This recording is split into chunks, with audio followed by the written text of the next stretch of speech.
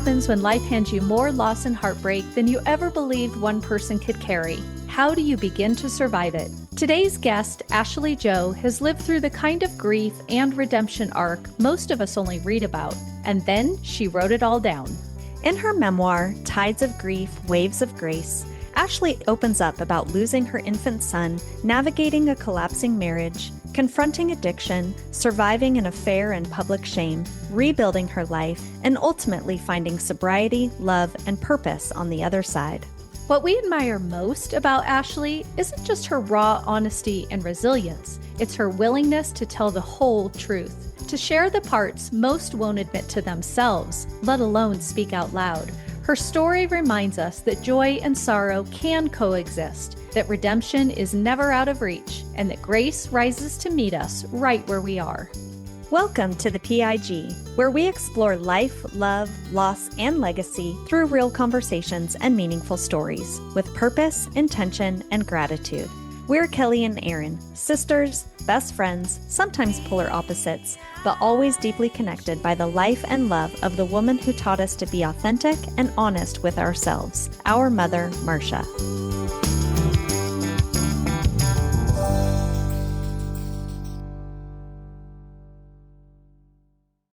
Ashley, thank you for being here. Thank you for having me.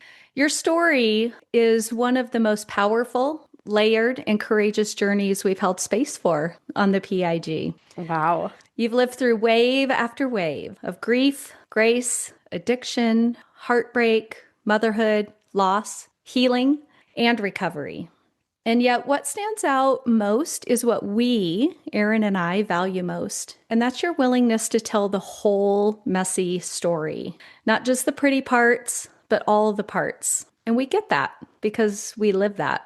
And we're truly honored to have this conversation with you today.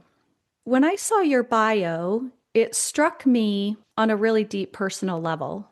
I have been professionally and educationally in the world of genetics for over 30 years. And my first job, my big girl grown-up job out of college, was working for the Muscular Dystrophy Association. Wow. In Phoenix, which was very close to the home office in Tucson. And so I was 22 years old. I had 1,500 clients throughout the state of Arizona. I was the patient services coordinator.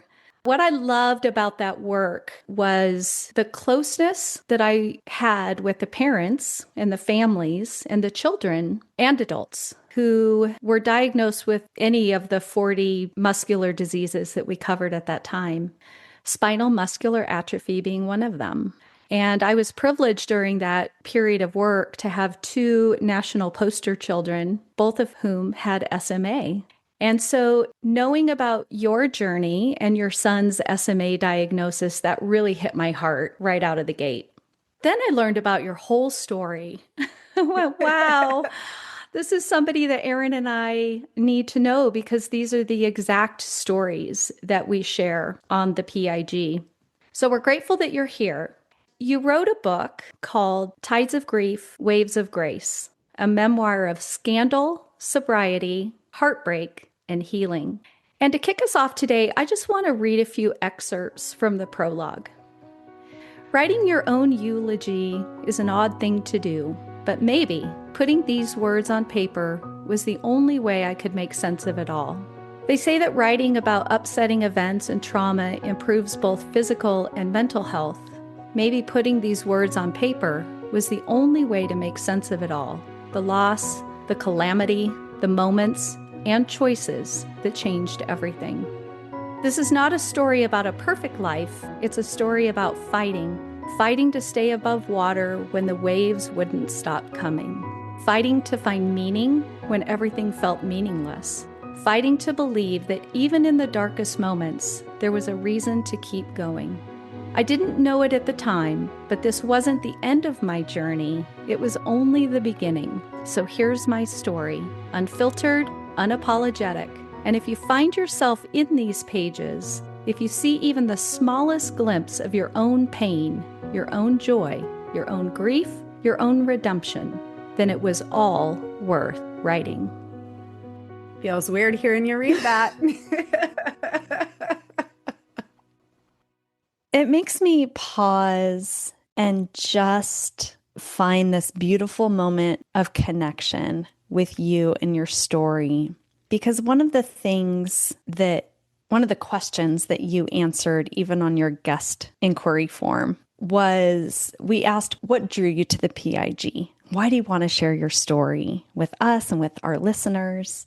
And your response to that was, I believe that sharing our raw, unfiltered stories can help others in need, which aligns so perfectly with our own personal mantra and tagline of hearing the stories of others helps us create a more meaningful connection to our own. And so I know that that is just something that we all share in common. So with that, take it away, girl. Oh, wow. It's just surreal. Like I said, hearing you read that and reflecting back to where my journey of writing this book started. And it actually started, it's funny because my mom was one of my first readers, of course, as like moms would be, moms and sisters, they get to read everything first. And she was like, I don't know if you should open with that prologue because I think everybody's going to know what's going on in your life and you're like giving away the story. And then she told me what she thought was going on in my life. And I was like, no, Mom, that's not what was going on in my life. She's like, never mind, go ahead and start that way. But that started like when I was at my deepest, darkest moment in my journey after having gone through so much life and life experience. The disease that you talked about, Kelly, like stole my son's life from him, right? And I was 23 years old when I had to walk through that journey. At 23, I'm still a child myself. And here I am navigating this journey of heartache and of turmoil and of like all the worst things a parent can imagine, like unfolding in front of my eyes. Not only was I only 23 when my son was diagnosed with SMA, but my husband was only 5 months sober when he was born, 10 months sober when he was diagnosed. And then when Case passed away, Case was 10 months old and my husband was only 15 months sober. So here I am, 23. I have two kids under the age of 2. My son is diagnosed with a terminal disease, and the doctor says, no matter what you do, your son is going to die before you. Unless you are hit by a car or struck by lightning, there is a near certain chance that your son dies before you. And like sitting and hearing those words as a 23-year-old child is like incomprehensible. How do you navigate that mentally, emotionally, spiritually, physically? And it's interesting, you work for the Muscular Dystrophy Association. At first, when they started testing my son, I thought muscular dystrophy was like the worst case scenario, right? And so instantly I'm like, oh no, he's going to be maybe in a wheelchair and not get a date to the prom, and kids are going to make fun of him. And that's a type of grief right there, right? But then when I get that SMA diagnosis and I find out that like it's so much worse than that, right? Like there's only a 50% chance he lives to see his second birthday. That's a whole nother wave of grief. Now you're wondering, gosh, it's no longer a date to the prom. Is he going to live today? Is he going to live tomorrow? How am I going to do this? How am I going to carry all this weight and keep everyone all together? And so that's where my journey started. And that was like my first big girl experience with grief and with sorrow and with sadness and navigating it all during a hard time in like life and my marriage that was very young and early on in my marriage with a newly sober husband and a 2-year-old child by the time Case passed. It was just a lot to handle. And then after Case died, then you're left with this like, what now? Yeah. Like my identity for those 5 months from when he was diagnosed until when he passed away was being Case's medical mom, right? I'm doing treatments, I'm caring for him, I'm learning all the things. There's so much learning you have to do as a medical mom. You suddenly have these machines in your house that you have no idea what they do. And then when he passed away, it's like, now who am I? Mm-hmm. Because now I'm not Case's mom. I am, but he's not here. And I'm not a medical mom. And who am I in this world, in this life? And that's when I was married at the time. And my husband and I, we tried navigating through our grief together. And we did so very imperfectly, because one of the things I've learned about grief is everyone goes through the grieving process on a very different timeline. Yes, yes. We talk about that all the time here, that it's not just the timeline, but everybody's grief in that timeline is different. Mm-hmm. It's one of the things Aaron and I have had to navigate through just to get to here. I was reflecting on a couple of things while you were talking, Ashley. One is I was 23 when our mother was diagnosed with her terminal cancer. And so I have instant empathy for facing the loss of somebody that you love very dearly. Mm-hmm. It's different, or maybe not, losing a parent versus losing a child. I also lost a child between my two children before he was born. So he died in utero and had to be delivered. We've all faced grief, but it's not just the grief timeline that's different. It's how you navigate that grief. The way you navigated grief was probably very, very different than the way your husband did. And you also had a 2-year-old to take care of at the same time. So I really related to that as well, that there's so much about the time of my life when I lost a child that I can't remember. Yeah. But I know for certainty that I had a 4-year-old child at that time that still needed to be loved, nurtured, and cared for. Mm-hmm.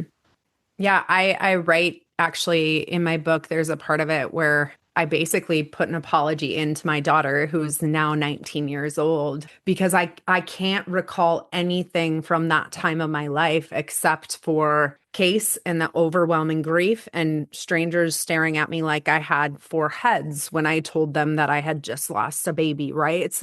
You lose sense of time. Like you grip on to the memories that you have from the past, but you completely and totally lose sense of time of what's going on when you're navigating that grief. And for me, you're spot on. My dealing with it, coping with it, navigating through it looked nothing like how my husband navigated and coped through it.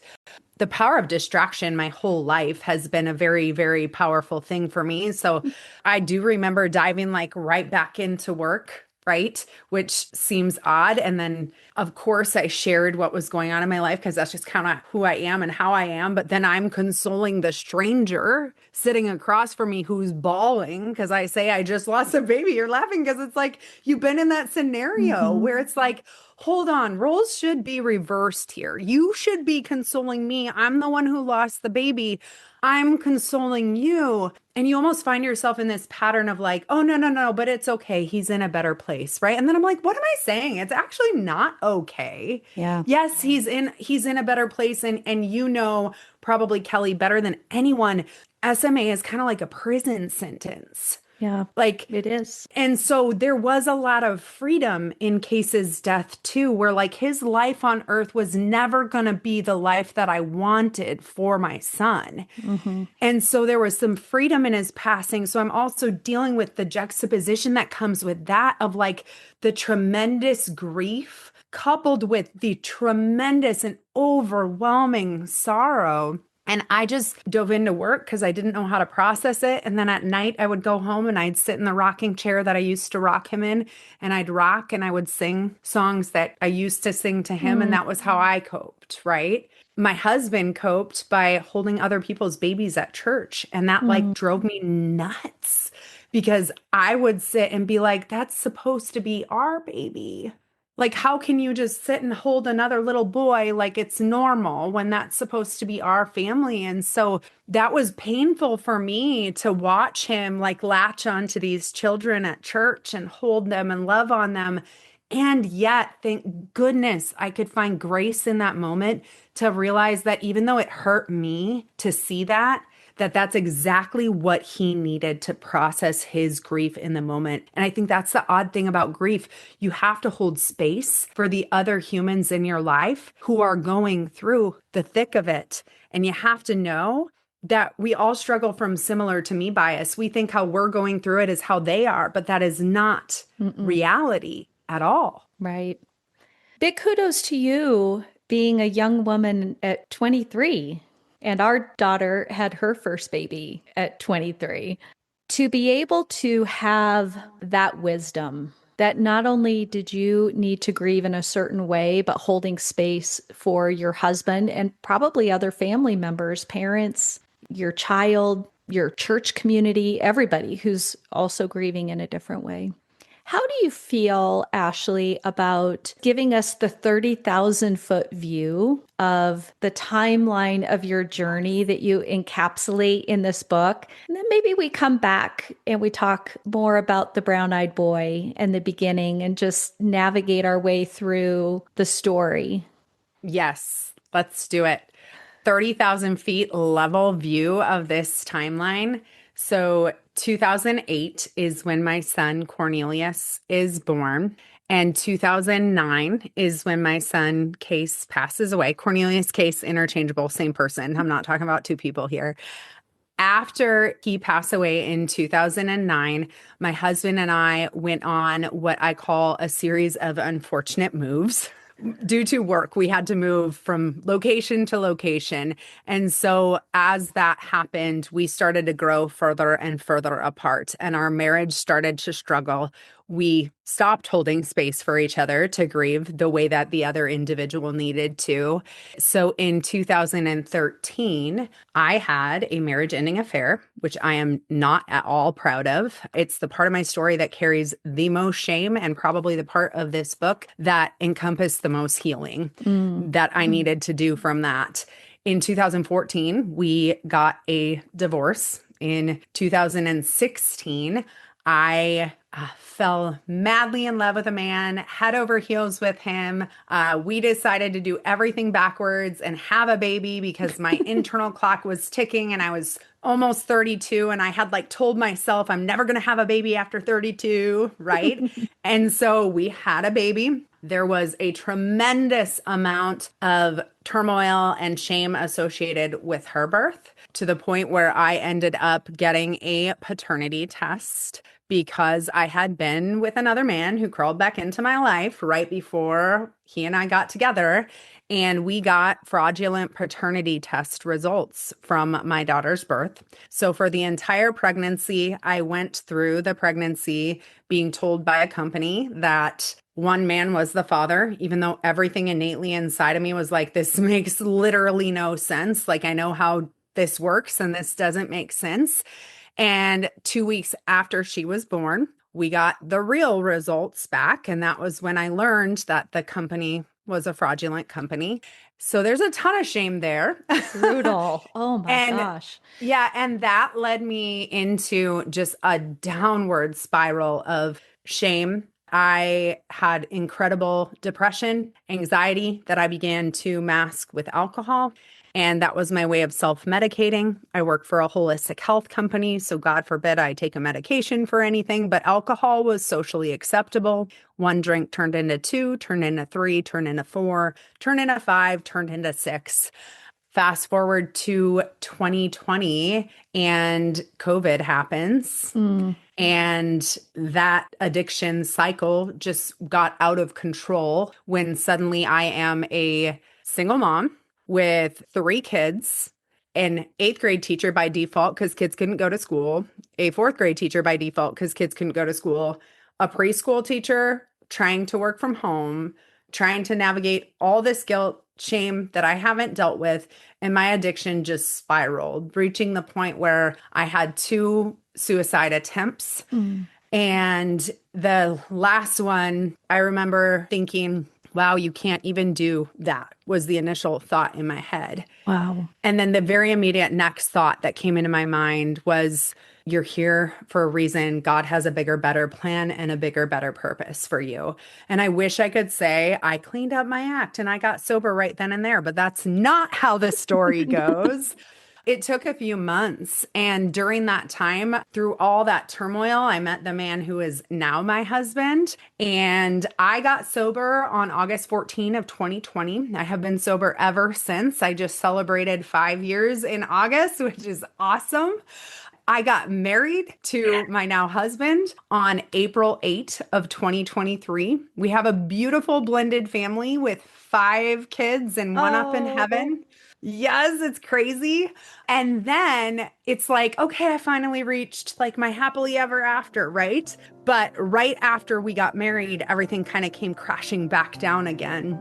On June 5 of 2023, just short time, not even 2 full months after I was married, I got a text from my son that his dad had passed away. And so he passed away from a fentanyl overdose. And so then I'm navigating this like newly married 2 kids who were fathered by the man who passed away, trying to walk through that grief while being lovely and nice and kind to my new husband, who's like, what the hell? I didn't know I signed up for this. And then I wrote a book about the whole experience, and here I am today. So that's 30,000 feet, but probably a lot longer than you wanted it to be.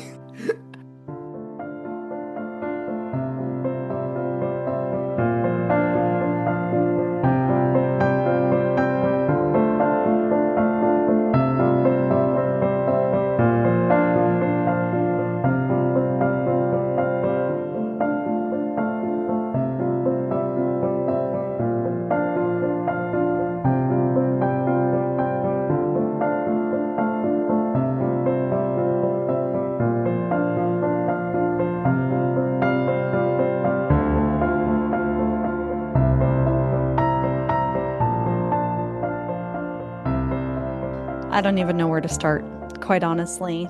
There are so many elements of your story that resonate so deeply with me personally that I just want to hear more. I have all the questions. I want to hear all the answers.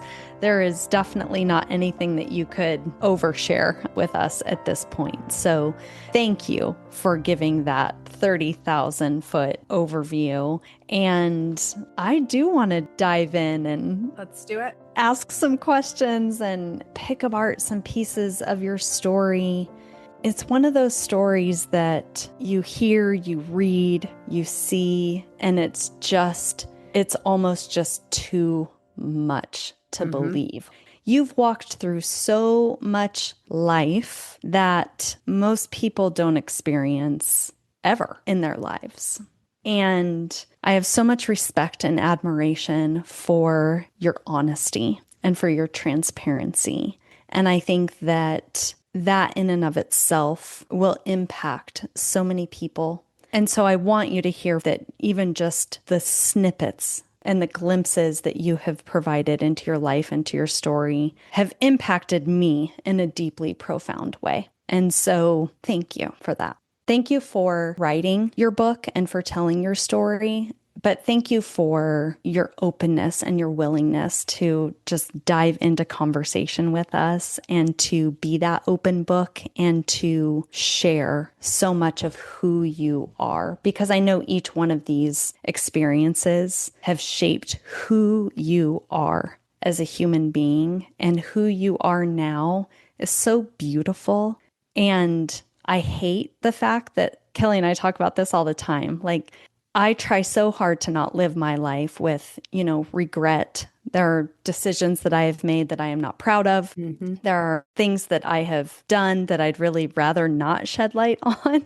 But each one of those life experiences, every decision made has shaped who I am today. We wouldn't be who we are without all of those experiences. And so it's hard to sometimes find gratitude in the ugliness. At the same time, it's so important that we do that we look those things just in the eye, right? And that we look ourselves in the mirror and acknowledge who we are and where we've come from and how those things have led us to who we are today. It's so interesting because I took about a 6-month break in writing because I didn't know how to go from the part of my story about my son that's filled with like So many people have empathy when they hear that part of the story. To the next part that's filled with so much shame. I was like paralyzed. Like, how do I make that jump? And then there was only one choice. You just said it. I wouldn't be who I were today if it weren't for a culmination of all of those experiences, not just one or two or three or four, but the whole story is what led me to be who I am today and where I am today. And that was where, like, in my mind, this is like the definition of a tell all. Like, I didn't really hold anything back. I just said, if we're doing it, we're going all in. And that means the really like chapters my dad doesn't want to read. You know what I mean? Right. Yes. And yet, our parents have made those missteps too. They came from a generation that didn't talk about that stuff. What I love about our generation and even the generations coming after us is the commitment to that raw vulnerability and accepting that the concept of failing forward actually does exist and that we can grow and become and embrace these dark shadow parts of ourself because we're all human beings living a human experience. People ask me all the time, like, would you change anything about your journey? No, because if I did, I wouldn't be who I am and where I am today. Now, I wouldn't wish my story on a soul. I mean, Erin, you said like you've gone through more life than most people. My older sister and I have a joke that I'm the older sister because by life experience, I definitely am the older sister, right? But that's the deck of cards that I got here in life. Some of them I played well, some of them I didn't play well, right? Some decisions I could sit and I could be filled with shame for the rest of my life, or I could choose to find a way to put purpose to the pain that I have walked through. And that's really why I come on shows like this and I share stories, because I had to find a way to put purpose to my pain. Because if there wasn't purpose, I didn't see the point of being here. If I'm being completely vulnerable and transparent, there had to be a purpose. You also had to grow up very, very early. Did. You know, you have two children, 23 years old. Is it Azariah? Yes. So Azariah was two. Well, he was a year when Case was actually born. Is that correct? So Adela was one when Case was born. Okay. Azariah was born after Case. Okay. So Adela was, her and Case were 17 months to the day apart. And so she was just over two. My boys are 15 months apart to the day. Oh, God bless So you. God bless you. Okay, so can we rewind a little bit? Because I want to Yes. make sure that I'm really capturing your family completely. So, how old were you when you got married? And then walk us through the births and introduction of your children, just so we can make sure that we're all in the same Big timeline. life events. Yeah. So I got pregnant with Adela when I was 20. I gave birth to her in 2006 at the age of 21. My husband and I got married weeks after she was born. Like literally weeks. Like I still had like all the things postpartum happening. Then we decided when she was really young to have another baby, because my thought process was get two in diapers and out of diapers at the same time. Easier to potty train two than one. They can learn from each other. So we started trying to get pregnant and got pregnant instantly, which is why they're 17 months apart. So Case was born in February of 2008. Case passed away in January of 2009. We decided to adopt eventually. That was a whole That's conversation. And so Azariah was adopted in July of 2010. Got it. And then got divorced in 2013. So he doesn't really remember me and his dad ever being together. And then I had Waverly in August of 2017. And then when I married my husband, Josh, I acquired two bonus sons. So right now we have Waverly, who is 8. We have Lucas, who's 11. We have Braxton, who's 13. Azariah, who's 15. And Adela, who is 19. All living in our home. So 7 humans under this wild roof that we have going on here. Wow. Okay, thank you for breaking all of that down because I really wanted to make sure that I understood that all completely. And like I said, I'm right there with you. My boys are 15 months apart to the day. And unlike you, people used to always say to me, like, oh my gosh, did you plan that? And I was like, no, who plans something like that? And now I know. Crazy people like me plan something like that. Yes, they do. I love it. I love that we can laugh in the midst of craziness and chaos. And I think that's one of the things about this particular podcast that we enjoy so much is we shed a lot of tears and we beam a lot of laughter because life is just so messy. Hmm. So let's talk about the early mess. Yes. Let's talk about part one, the brown-eyed boy. Yes. When you think back to that time in your life Hmm. with a 1-year-old and a new baby, Hmm. let's walk through what happened inside of you as a young woman just coming off being a child herself, receiving this diagnosis and understanding the depth of the road that you were about to walk. How did you find out? How did the diagnosis come about? Yes. So my husband was on a mission trip. We had been put on a 3-month waiting list to get into a pediatric neurologist to find out what was going on. We identified when he was like 2 months old that there definitely was something wrong because he couldn't really hold his head up. And Okay. when we changed his diapers, his legs would just like plop back down to the changing table. Now, hindsight, that 3 months of waiting was the best gift that I ever had because it was 3 months that I did not have to worry that my son was going to die. Right. So then I go into the pediatric neurologist. My husband is on a mission trip. I'm by myself and she's doing her thing and talking to him. And she is just holding him up and talking to him in a cooing voice. And all of a sudden, she looks at me and she says, does his tongue always quiver like that? And like, I have a very strong internal dialogue. My brain is very loud. I have undiagnosed ADHD. And so I'm thinking, like, what kind of a freaking question is that? Does his tongue quiver? Like, how would I know? And then I'm like, wait, but I should know. I'm his mom. So why do I not know the answer to this question? And then I'm like, I don't know. Does it? And then it's all of a sudden like, oh my gosh, I'm just a Ping horrible pong. mother. I have no idea what's going on right now. And then I think I blurted out something like, I never really thought of it, but now that you say that, I think it does. And so she's just quiet and again, like still moving around. And then she looks at me and says, I'm going to test him for something, and it's not a good disease to have. And I'm only going to test him for one thing, which in my mind, I'm like, then she knows that's what this is, right? Like when they're like, we're only testing him for one thing. And she tells me, don't go home and Google it because you're not going to find anything good, which I'm like, of course I'm going to go home and Google it. And she tells me that it's a disease called spinal muscular atrophy. First time I had ever heard those words in my life. And that because he's 5 months old, he might be a type 2, but chances are he's type 1. And if he were type 1, he would only have a 50% chance to live to see his second birthday. In my mind, how do you process this, right? And so she's still talking, but I'm no longer hearing any of the words that she's saying. Then she sends the nurse in. They draw his blood because it's a simple blood test, as you know. Mhm.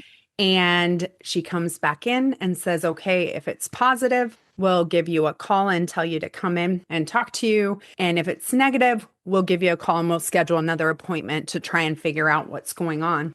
And by the way, the test is going to take 2 to 8 weeks. And I'm like, Ugh. hold on, like, pause. Could somebody please pause? You literally just tell me if he has type 1 and if this is the disease he has, it's the only thing I'm testing him for.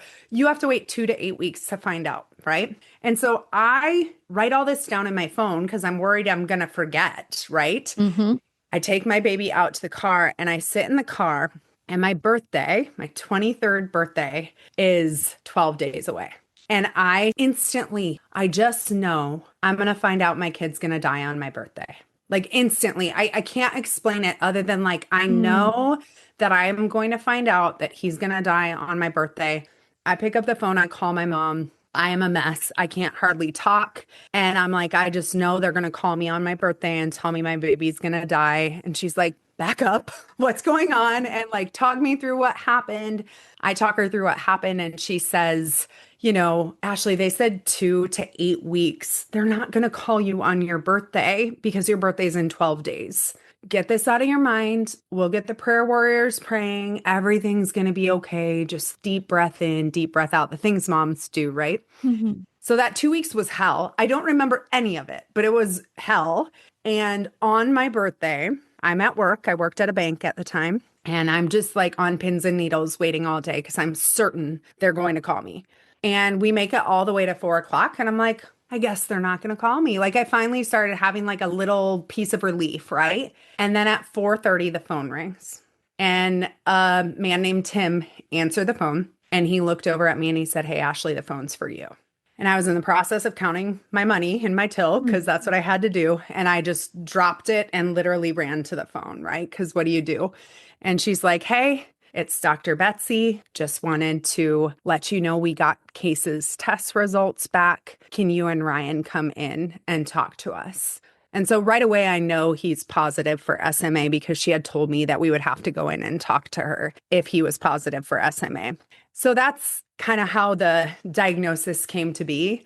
And we went in and we talked to her. And I remember I didn't even know if I was supposed to bring my son to the appointment. Like I actually had to call them back to be like, so wait, do you just need me and Ryan or do you need Case with me too? And the second she was like, no, that's okay. You don't need to bring Case. I was like, oh, this is really bad. This Like, is really happening. and like, what do you mean? Like, you can't give him a pill. You can't give him something. You can't, like, there's nothing you can do. Right. And at that point in the journey, there was not a lot that they could do. A lot has changed and advanced medically since then. But at that point, there was very, very little hope. We left that appointment with a little bit of hope, but not a lot of certainty and a ton of doctor's appointments. We left with an appointment for a pulmonologist and a sleep study and all the things, right?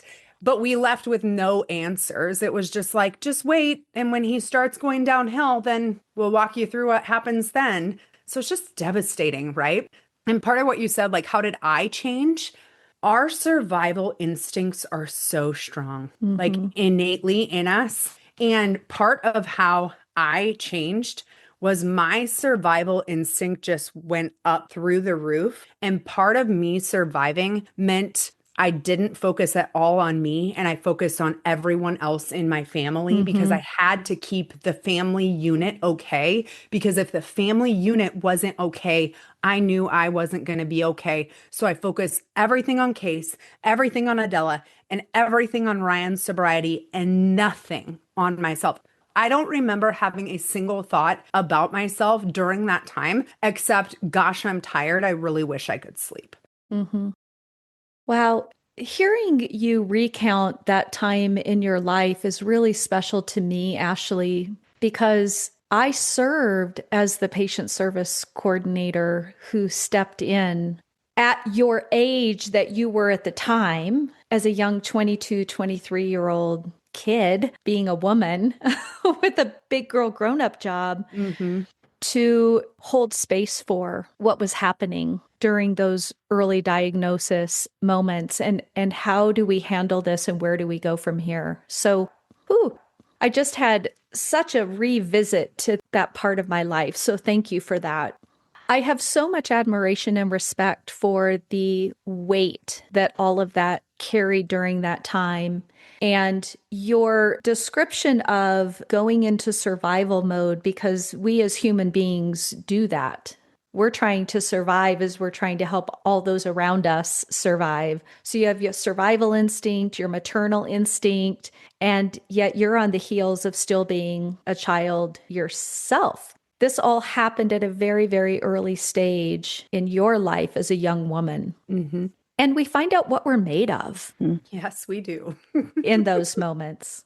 So we fast forward to losing Case because we know the journey, right? A lot of medical appointments, a lot of equipment in your house, a lot of chaos, a lot of in and out, families rallying. And yet the ultimate outcome of this situation is going to come. Hmm. So talk to us about that and how that changed you, and also my appreciation for your statement that losing Case was the hardest thing you've ever done and one of the best things that ever happened. Hmm. I think there are very few people who understand that statement when Yeah, I make I that. Like agree. I think that some people probably hear it and they're like, "Ooh, hold on, did she just go there?" Yes, I did. And I walked the Yeah. journey, and anybody who walked the journey understands it. I think knowing you're facing the inevitable death is so hard. And that's where I think that Case's journey, when you are given a horrible prognosis, no matter what, there was no hope at that moment in time. It looks different than people who walk through a cancer journey or a journey where there is hope or there's at least a glimmer of hope. Like there was none, not a glimmer. Like when we met the pulmonologist, we knew it was over. Like he was going to die before we did. Didn't matter what we did. And so there was a piece where like we accepted that actually pretty early on. And we were actually on the Children's Miracle Network telethon and they interviewed our doctor for that. And she actually said that. She said, most of the time when I meet parents where Ryan and Ashley were, they're in a phase of denial, but Ryan and Ashley were in a phase of like acceptance and acknowledging that what was going to happen to their son was going to happen whether they wanted it to or not. It takes a long time for some parents to get there. They got there really, really quickly. And I think that's in part because of the faith that we hold that there is a better life after death, right? Hmm. But knowing it was inevitable, it was the hardest thing for a control freak like me to be like, there's nothing I can do to Mm. control this situation. Nothing, literally nothing. And so what happens then is you kind of live every moment with super high anxiety. I'm on running on adrenaline because every moment I'm like, is he breathing okay? Is this going to be the last day? Is this going to be the last time I'm going to see him? Is this going to be the last moment? Are we going to have enough fun? Are we going to enjoy this? Like the inner dialogue is super strong in my head, like I've said Ooh, before. And yeah. then when he passed, the reason why there was relief coupled with sorrow was because I didn't have to worry anymore. More. It's like the Mm. thing I had been fearing for 5 months happened. And guess what? I was still alive and I survived it. I think oftentimes we say things like, "Oh, I'd never make it through that." Yes, you would. You're stronger than you think you are. The human Mm. spirit is stronger than you think it is. Your survival instinct is there. Your maternal instinct is there. It doesn't mean it's not going to be hard. It is going to be so hard. You don't know how to get out of bed sometimes, but you will survive the hard thing. Mm. And I did. I didn't do it well, right? Like afterwards, there's a whole journey that goes along with that. But I lived through it and I lived to tell another day. And now I had a story where, Kelly, I've been able to meet other families with SMA. We went on a list at our local hospital where if parents have a child who's diagnosed, we were on a list with phone numbers and names that they can call. And we got the privilege to mentor two different families through that journey, Mm. right? Two of them, their kids had type 2 SMA, which looks a lot different than type 1. But Hmm. one of them, their child had type 1 SMA and walked a road that was almost like eerily similar to Cases. And Ryan and I got the opportunity to like walk alongside them. And the questions that they had, that we had, that nobody was there to answer, because we were one of the very first diagnoses in our hospital area. It's just an honor to be able to give back to a community that you wished that there was someone who could give you, like, I get it. They're talking in doctor terms and medical terms right now. Talk to me like a parent. What's this going to mean? What's this going to look like? Right. What's my life going to be? And we got the opportunity to go and to do that with someone else. And it's so interesting. I've never shared this before, but after Case passed away, they came and they got all of his medical equipment. And that was so hard, right? Like they're removing, and I'm like, these are my things. Like, why are you touching them? They're mine. But like, I no longer had a need for them. Hmm.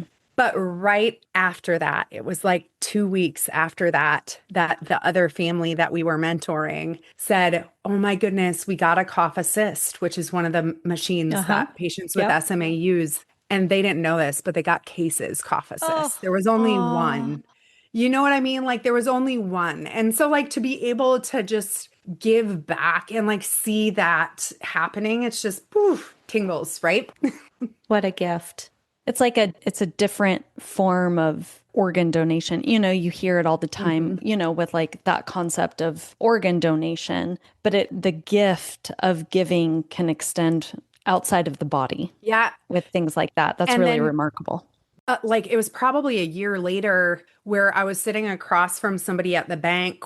I had a picture of Case behind my desk, and he was like, "Who is that? Like, I know that little boy. Who is that?" And I'm like, "You mean you know that boy? That's my son, right?" So I explained, I was like, "Oh, that's my son." And I explained the whole story, and he got tears in his eyes. And I'm like, "What is happening now?" Right. And he said, "My wife was your son's nurse, and we just got done doing a training at the hospital. He was a physical Oh, therapist about spinal muscular atrophy. They did a training for the whole hospital on spinal muscular atrophy because of the journey that your family walked through and the mistakes and learning that we made along the way through taking care of him as like our first patient." And wow. they put your son's picture up, like when they were talking and teaching us about SMA. And I'm like, just how cool is that to learn that like we did get to help in some way, even though our journey sucked. It's the ripple effect. Yeah. That's exactly it. What a beautiful demonstration of that in real life.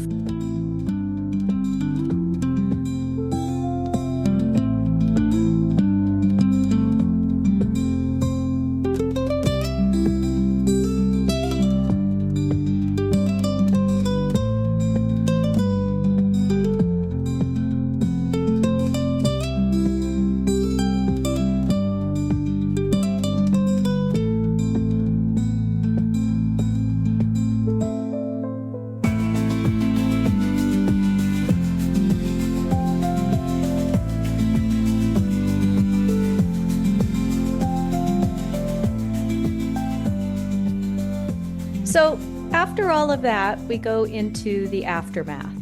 Yeah, we do.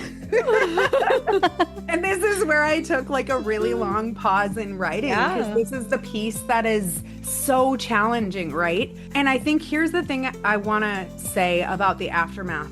There was a point where our doctor, our son's doctor, sat me and my husband down and he was like, "Listen, statistically, you guys aren't going to make it. I'm just telling you right now, you have a child who is going to die. Statistically, the odds are stacked against you. Your marriage is not going to make it unless you work and you try really, really hard." And both Ryan and I didn't realize this until after the book came out. Friends started telling me, "Oh, you guys would tell people that. Like statistically, we're not going to make it, but we are. We are not going to be this statistic, right?" Mm-hmm. And what we did by like saying that was kind of like put a ton of pressure on our shoulders. Everybody better think you're okay because they already think you're going to fall apart. So no matter what you do and what move you make, just make sure it looks like you're okay because everybody's expecting you to fail. So you better not fail, Mm-hmm. right? Yeah, go prove them wrong. Hold it Right. together. And we're so competitive that we're like, we're going to prove them wrong. Right. But then what happened is we moved so many times that we got away from our church family who had helped us through Case's death. We got away from Ryan's home group who had helped him through the early days of sobriety. And I was really good at just putting on a mask and pretending like everything was okay, but it wasn't. We were falling apart. There was no relationship. There was no real marriage. We did not like each other. We did not get along with each other. We argued all the time.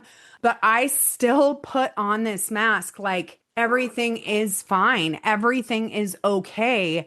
And so my family, even when Ryan and I ended up getting a divorce, my family was shocked because they were like, "But wait, you guys are great. What do you mean you're getting a divorce? And not only were we getting a divorce, but we were getting a divorce because I had an affair. Mm. And I had an affair because I told him I was going to divorce him. And he said, great, go for it. But if you do that, I'm going to make your life a living hell and the kids are never going to see me again. And so I was like, fine, let's stay married then.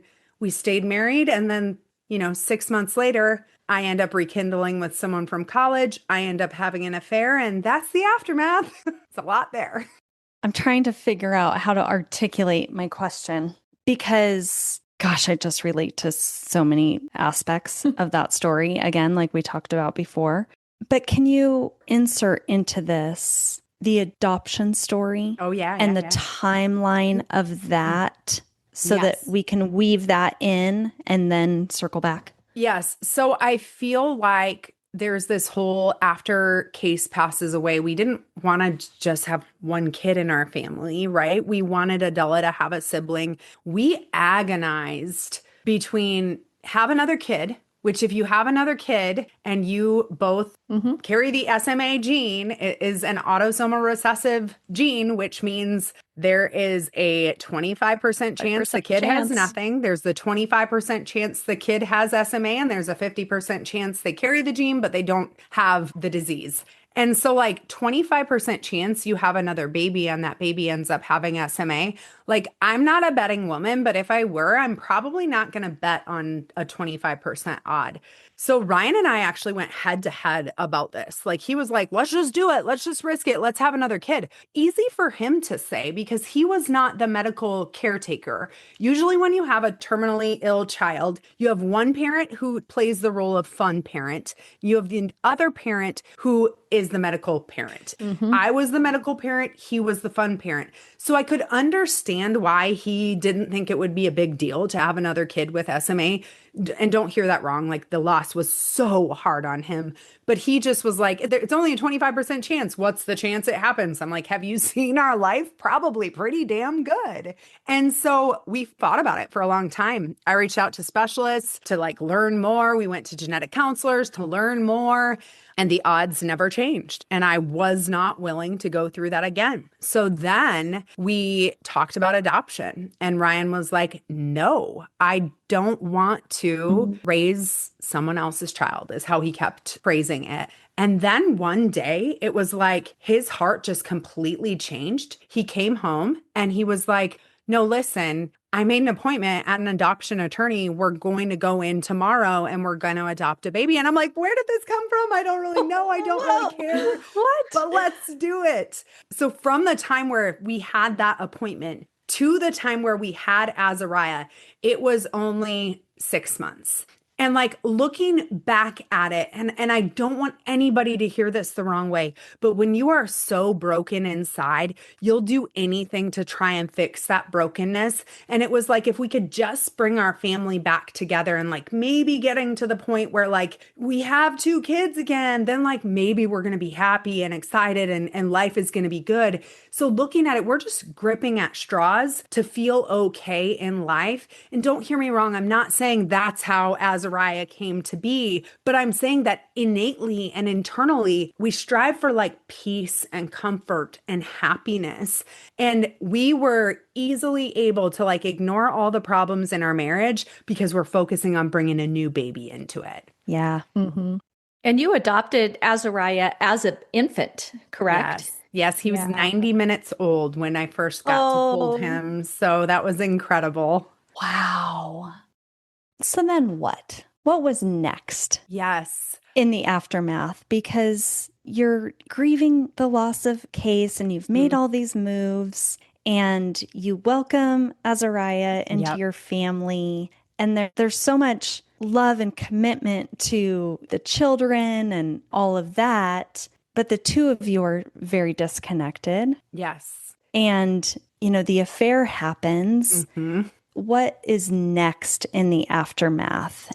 So I think it's a slow fade, right? It's kind of like if you don't see someone for a really long time and all of a sudden you see them and they've like gained all this weight and you're like, oh my goodness, there's a little bit of shock to the system. But when you're that person, you don't realize it's going on. That's how it was in my marriage, right? It's like I knew it wasn't good, but I didn't know like how bad it was actually until my sister came to visit me and Ryan and Adela and Azariah where we were living at the time. And her and Ryan just got in a massive blow up. It was horrible. They ended up like not talking to each other. And that was kind of the moment where I was like, oh, this is the reality of my life right now.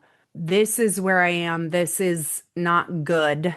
I don't know how to fix this. So that was when I had told Ryan that I wanted a divorce, and he kind of said, I'll go to Germany and never see the kids again. Not going to happen. And I just decided to stay with him for the sake of the kids. And then it was shortly after that that we moved and I had the affair.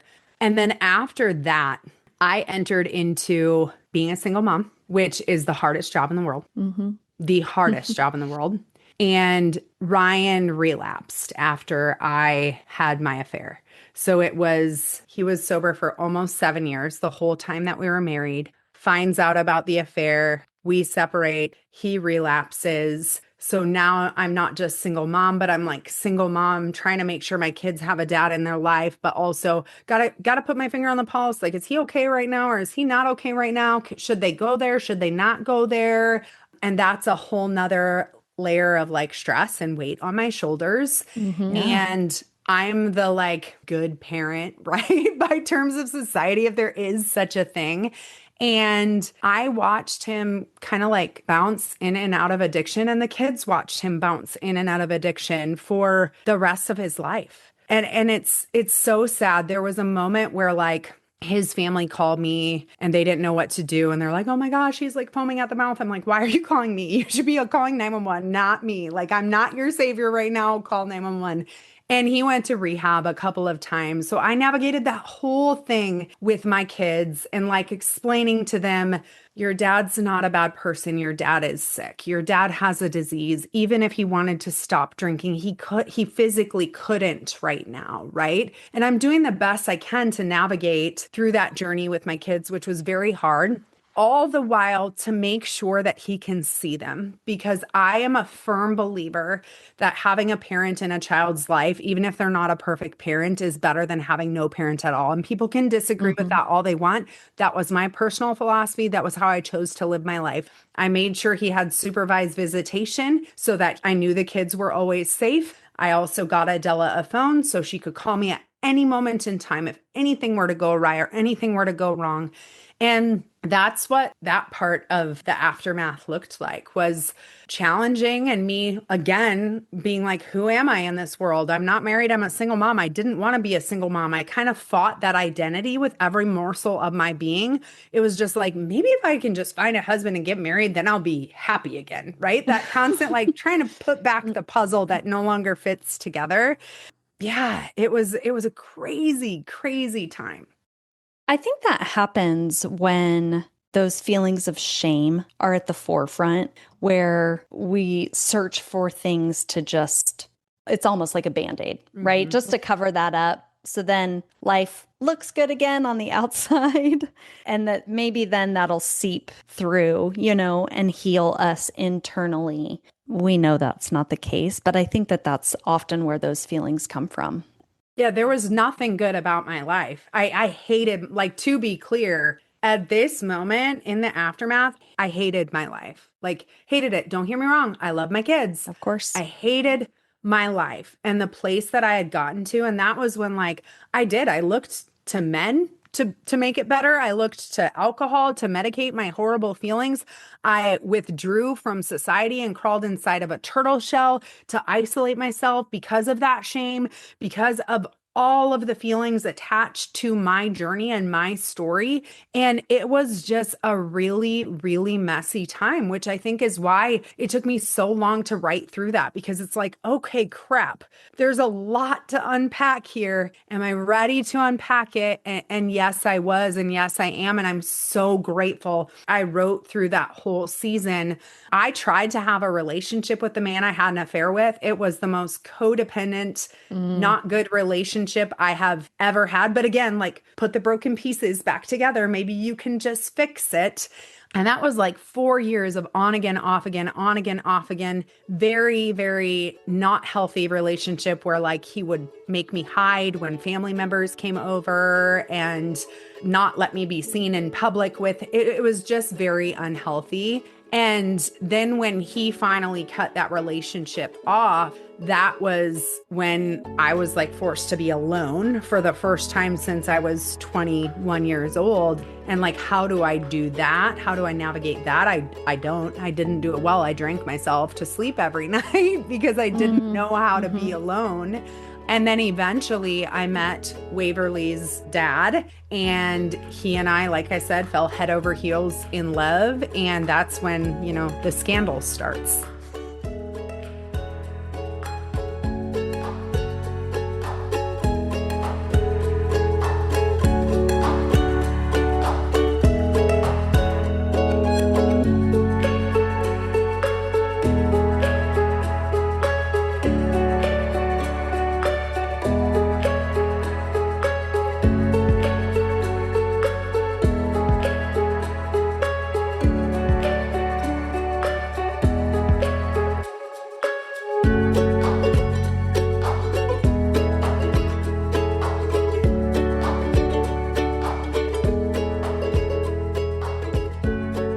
Because the relationship with Dominic had cut off, the relationship with Jackson had started. You're pregnant, and now Dominic is incorrectly from the bad company determined to be Waverly's dad, not Jackson. Yes. And it was a crazy scenario where Jackson and I decided to have a baby. Like we were full on head over heels in love. And you know that saying, you always want what you can't have. So Dominic, who's been out of my life for a very long time, gets wind from someone. Ooh, Ashley's in a new relationship. Ashley's going to move. Ashley's going to get married. He comes knocking on my door one night. We have a one night thing. And then I tell him the next morning, like, I'm in love. I'm moving. This was a mistake. I cannot do this. Like, I'm moving on. I'm closing this chapter of my life. And I got the positive pregnancy test 3 days after that. So like, I knew like it's not physically possible for him to be the father of the baby. But to assure everyone involved in this situation, I'm like, fine, I'll just take a prenatal test to like make sure and give everyone the affirmation that they need so we can all just move forward and forget about this, get the result that says that Dominic is the father. I have to make a string of phone calls. I didn't have to. I chose to call my family, my best friend, my sister, Dominic, Jackson, Jackson's family, Jackson's mom, Jackson's brother. I'm making these humiliating phone calls. Like when I say humiliating, like, hey, so I know you think Jackson and I are having a baby, but as it turns out, there was a night where someone showed up at my house and I decided to sleep with him. And lo and behold, we just got some results that say that he's the father. So I'm sorry, I'm a whore. And turns out the company might be a scam, but I'm not really sure. So I guess we'll find out in 2 weeks after she's born. Sound good? I made like 25 phone calls like that, you guys. Wow. Wow. It was the worst moment of my life. Coming off a really dark place that you had just pulled yourself out of. We just heard you talk about drinking yourself to sleep at night, and I don't like the person that I am, and I don't like where I've gotten to in my life. This is not where I want to be, who I want to be, how I want to be doing it. And yet you're starting this new chapter with this new man that you fall in love with, and you're right back in it again. That's hard. And because of my own choices. And I think that was like the hardest part is like, I didn't have to open the door and let Dominic in.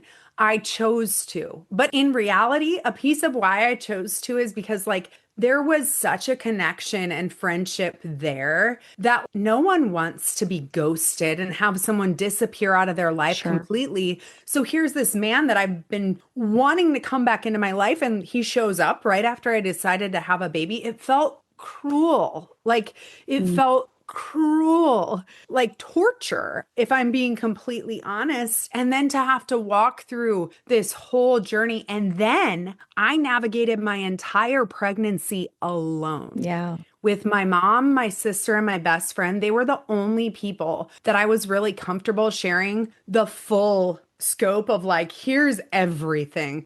Yes, I called all the family members, but I wouldn't tell them like what was going on in here, which in here, what was going on at that time again is fix what's broken.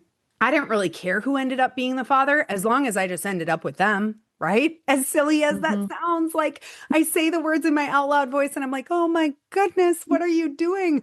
But if you see a theme in my story, it's like I'm constantly trying to like right the wrong. And here's what I've learned in life. Mm. You don't do that. That's not a thing. Rights don't make up for wrongs and vice versa. You just wake up, get out of bed, put one foot in front of the other and do the next right thing. But doing the right thing doesn't make up for the wrong thing. Mm-hmm. That is such an important life lesson. And it's powerful to hear you talk about it so eloquently and with such strength and conviction at this Yes. stage of your life. It's very inspiring. And it's a message that young women and young men, especially, need to hear. But it's a message that all of us need to hear because rights and wrongs happen at every age and every stage of life. But it is our authenticity, our vulnerability, our willing to face those parts of ourselves, to get up every day and look at our own selves in the mirror and choose to keep putting one foot in front of the other. And you did it over and over and over again. And if you had told me in the middle of the scandal that this is where I would be today, 8.5 years later, sharing publicly, I would have been like, you are crazy. I Crazy. am never telling a soul. Zip it. This is going to be tucked away in a corner. And then I don't remember who it was, but someone said to me, you know, Ashley, you're certainly not the first woman to sleep with two men around the same time. And I was like, oh, dang. I didn't invent this. I know, but I was carrying that weight. Like I was Yeah. the only person in the world who had ever made such a stupid decision. And the second someone said that, I found this freedom that like, you're right. A lot of people make these mistakes. A lot of people make a wrong choice and then try and right it. Right. And I found a little freedom in that moment. And then through writing this and getting the courage to like say the words for the first time in my out loud voice, as I often say, every time I spoke it, there was a little more freedom and a little more confidence and a little more freedom and a little more confidence and a little more certainty. And I'd start to hear other people who'd gone through similar situations. And I was like, you know, all of this pressure I've been putting on myself to like be better and be perfect. There is no such thing as a perfect human in this world. So stop trying to be one. Just be who you are and put one foot in front of the other and just do the next right thing. I am so inspired by you. And I said it in the beginning and I will say it again, but your honesty about, like you said, the choices, right? You made these choices. I've made my own choices. Kelly's made her own choice. Everybody makes their own choices. But the honesty that you bring about the choices that you made that so many people hide. And like you said, you wanted to just shove that stuff under the rug, ignore it. But I am so inspired by your transparency. It is a beautiful thing to witness. I haven't always been like this, right? And so the first person I had to start being honest with in order to be the way I am today was myself. I had to be willing to get out of that turtle shell and look in the mirror and say, wow, this is who you are and this is what your life has become, but you don't need to be defined by your decisions and you can choose to be someone else. And for a long time, I medicated all of that shame with alcohol, right?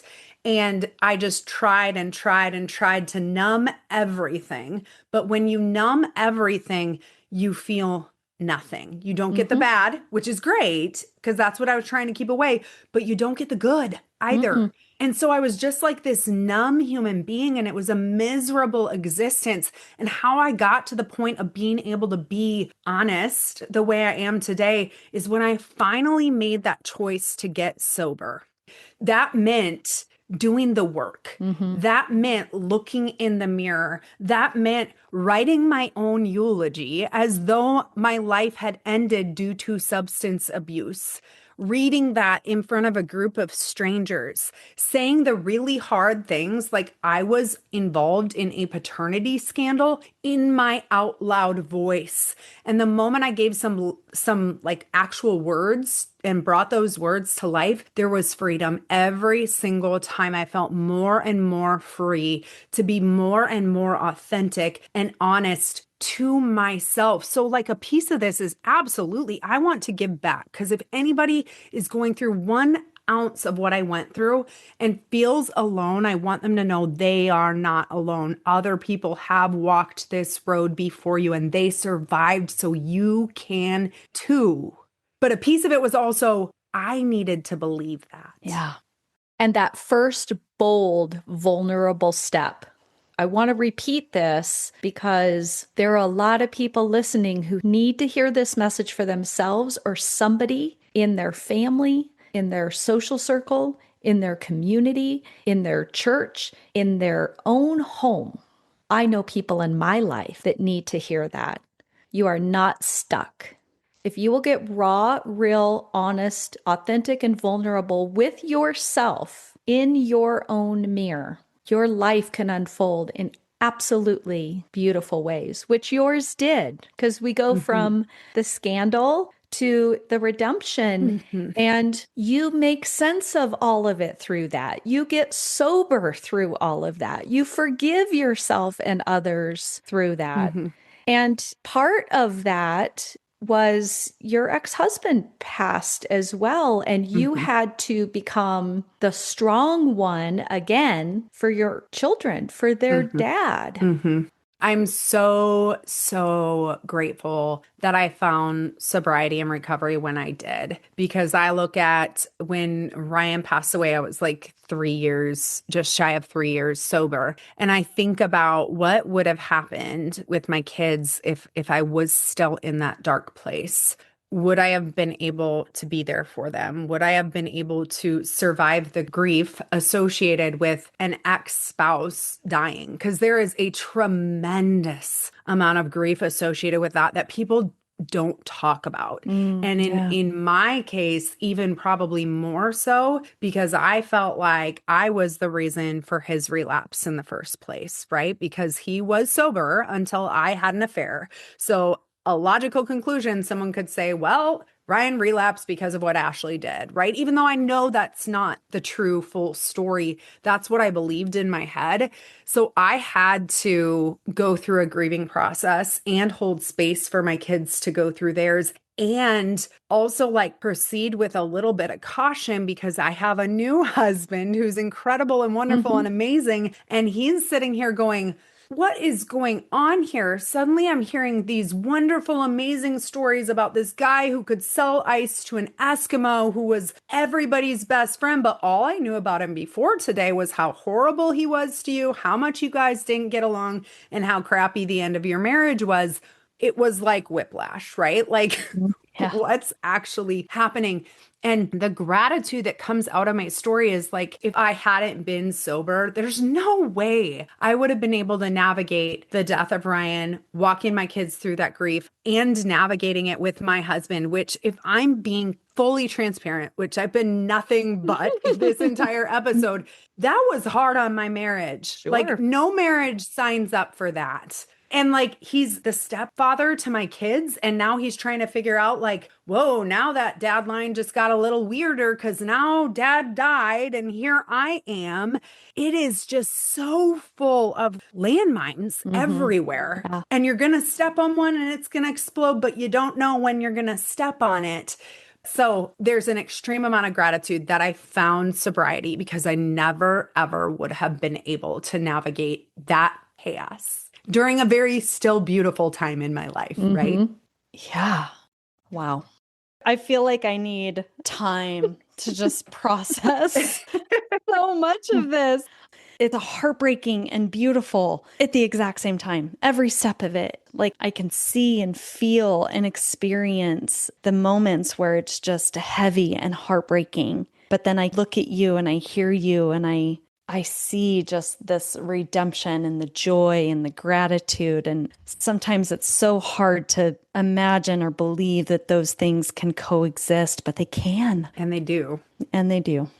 Yeah, my mom always used to say to me, you could never make a movie about your life because people would watch it and they would be like, there's no way all of this happened to the same person. There's just no way, right? But I think that's what makes the story entertaining, but it also brings a piece of like real life to it, where some people just get a really bad hand dealt to them. And it's how they play those cards and what they do with them that determines like the outcome of their life. But even through all the heartbreak and all the sorrow, and this is the biggest reason why I wrote the book, there were and are still moments of joy, but you have to look for them. Mm-hmm. Yeah. And I think sometimes we get so lost in our grief and our shame and our struggle and our sorrow that our eyes become closed and we can't see the joy that's out there. You have to have your eyes open to see the joy that exists in your life. And it can exist right next to sorrow. Mm-hmm. Yeah. And you don't have to feel guilty for feeling that way. And I think that that's another layer of all of this is that so often when we are grieving from the outside looking in, there's this expectation then that you're just sad, right? And so when we do smile and laugh and find joy and gratitude through that, for the people that don't understand it, you just don't know what you don't know, right? And so it's hard sometimes for ourselves, but certainly then for other people to kind of comprehend that two things can be true and that they can coexist. Like you said so beautifully, they can be right next to each other. The image that popped into my head as you were describing that was joy and sorrow holding hands, or a yin and a yang. We need the adversity. We need the moments of difficulty and failure and missteps and miscalculations to learn. That's how we grow. I mean, I have a 2-year-old granddaughter and we have a grandson on the way, and we watch this little human being fall and figure out by falling that I can't step off a step that's that high or walk over rocks that are that wobbly or run down a hill that has stickers. You just, every single one of us had to learn by falling and getting hurt. But that also teaches us how to pull ourselves up by our own bootstraps because we have the capacity and the capability to do it. It's the power of the human spirit. And I love that part of the redemption story is how you leaned in to the next phase of your life that has really become so beautiful.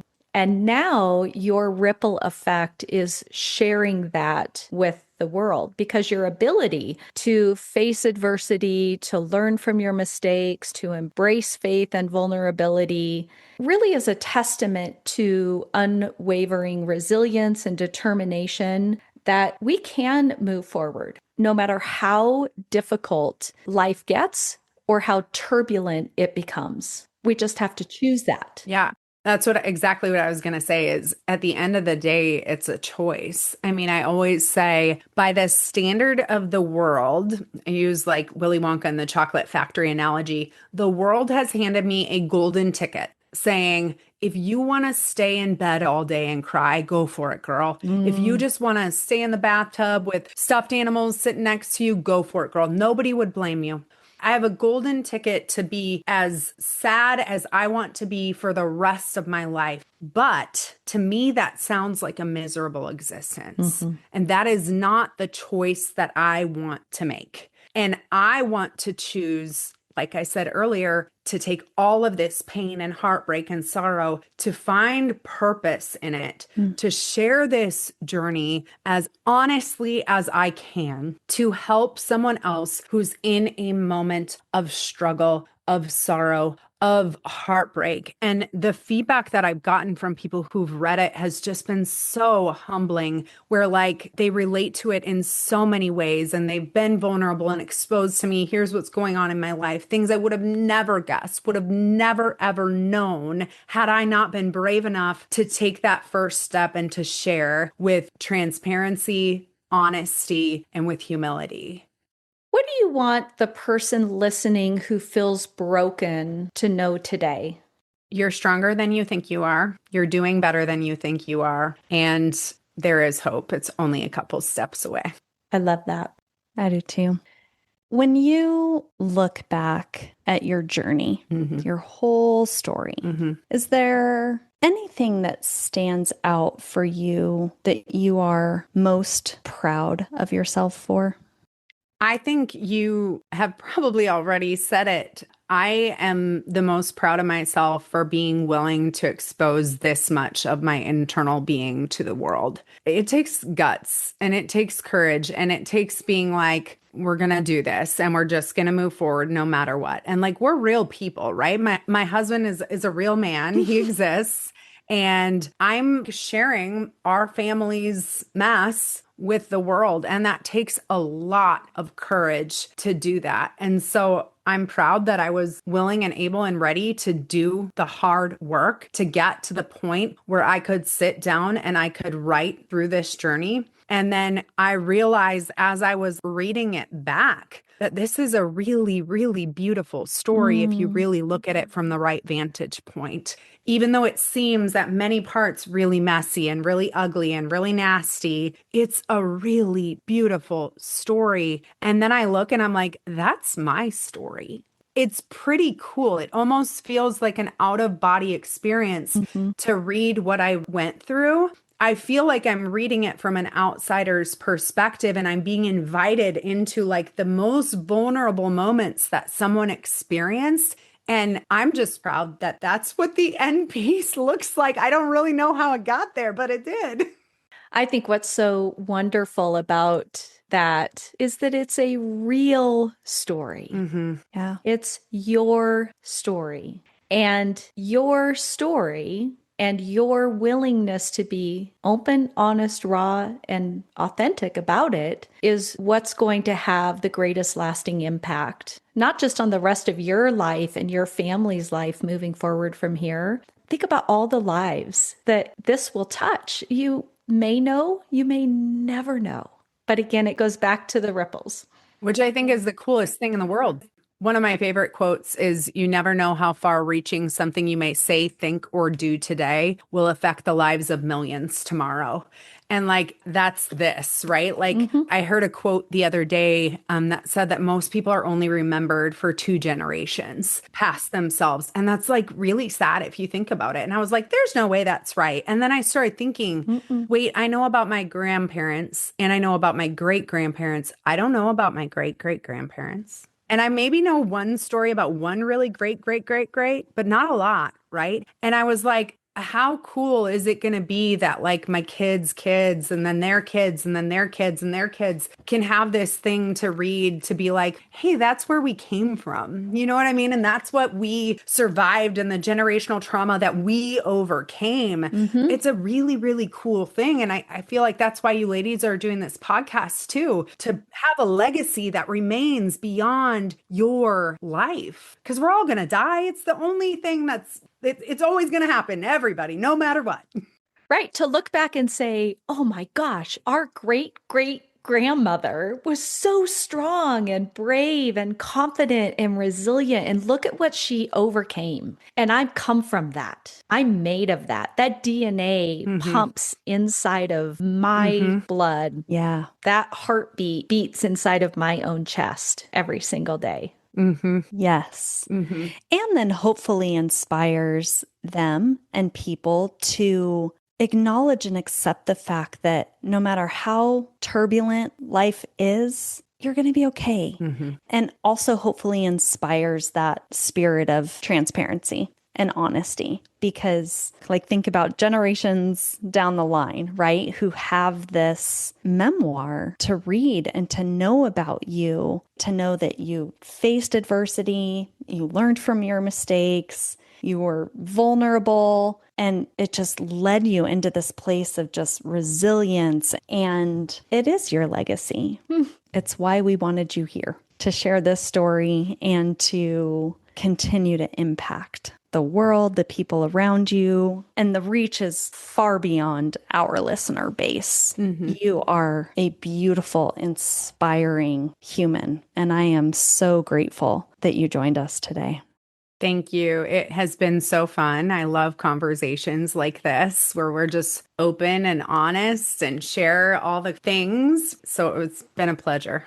Well, and it was you being willing to put your story out publicly. Hearing the stories of others helps us create a more meaningful connection to our own that connected with us. And now we all know each other. We get to support one another on this beautiful, messy journey called life. As women, as mothers, there's nothing more powerful and meaningful than that. Just be human. So as we come to a close today, we ask all of our listeners if you have a PIG. And that could be PING words that really mean something to you. That could be when you think about purpose, intention, and gratitude, how you're living your life or what resonates with you. So we'd love to hear yours. And then we also want you to share how people can connect with you and get the book. All right. So when I look at PIG, all of them, right? You felt all of them infused into my story, but I would say the biggest one is purpose. I've said again and again, I had to find a way to put purpose to my pain because without a purpose, which mine is helping other people who are in the middle of their really sad story and don't know what to do and can't see the light of day and don't know how to make it through and feel like they are sinking to the bottom of the ocean with weights tied to them and they think they're going to drown. My purpose is to show them that if I made it through, you can too, right? And my purpose is also to pass that on to my children. It was super fun. I was listening to my audiobook, and it was a part of the book that would be okay for my 8-year-old to listen to. It was part of Case's story. And I said a line in it where I was like, and I didn't think I was going to survive. And she grabbed my hand and she said, but you did, mommy, but you did. Right? To be able to pass those things on to our kids that she can see that it's okay to say, I don't know how I'm going to make it through, but you can say that and you can still make it, right? You can still be okay. You can feel like you're not going to be okay, but you can still be okay. And it's also okay to not be okay. To teach that to my kids too, that every emotion that comes up in the journey of life is okay to feel and to sit in and to allow ourselves to navigate.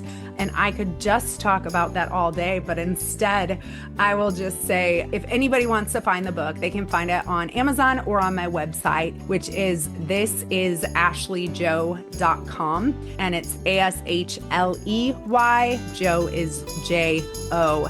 And my Instagram is thisisashleyjoe as well. And we will absolutely link that in our show notes. We want people to dive deeper into your story and this beautiful memoir. I do not think that there is a piece of your story that every single human could relate to. There's an element of your story in all of us. It's so relatable. Thank you.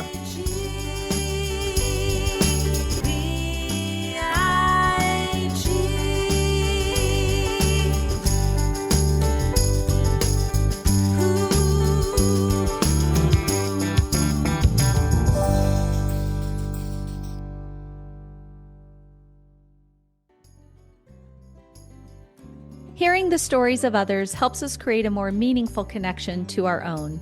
We hope today's conversation offered you insight, encouragement, or even just a moment to pause and reflect on the story you're living and the legacy you're creating. If something in this episode moved you, please consider sharing it with someone you love. A small share can make a big impact. You can also join us on Instagram, Facebook, or LinkedIn and connect further at thepigpodcast.com.